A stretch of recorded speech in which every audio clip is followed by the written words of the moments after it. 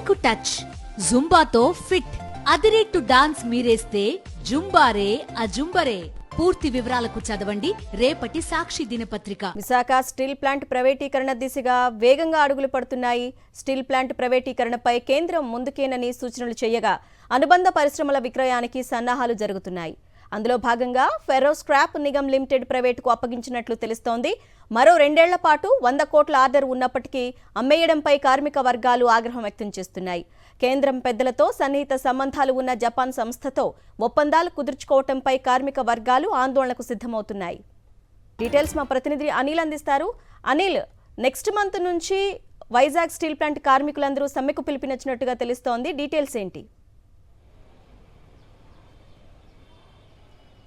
Good morning అరుణ. Steel plant ప్రైవేటీకరణపై కేంద్రం వేగంగా ముందుకు అడుగులేస్తుంది. స్టీల్ ప్లాంట్ అనుబంధ సంస్థ అయినటువంటి ఫెర్రో స్క్రాప్ నిగమ్ లిమిటెడ్ సంస్థను ఇప్పటికే విక్రయించేందుకు జపాన్కి చెందినటువంటి ఒక సంస్థతో 320 కోట్లకు ఒప్పందం చేసుకున్నట్టుగా తెలుస్తోంది. ఎందుకంటే స్టీల్ ప్లాంట్ను అమ్మేయాలంటే కనుక ముందుగా ఈ అనుబంధ సంస్థలను నెమ్మదిగా క్లోజ్ చేసుకుంటూ వెళ్తే కనుక స్టీల్ ప్లాంట్ను అమ్మేయచ్చనే ఉద్దేశంతో కేంద్ర రాష్ట్ర ప్రభుత్వాలు ముందుకెళ్తున్నట్టుగా మనకి స్పష్టంగా సమాచారం అందుతోంది.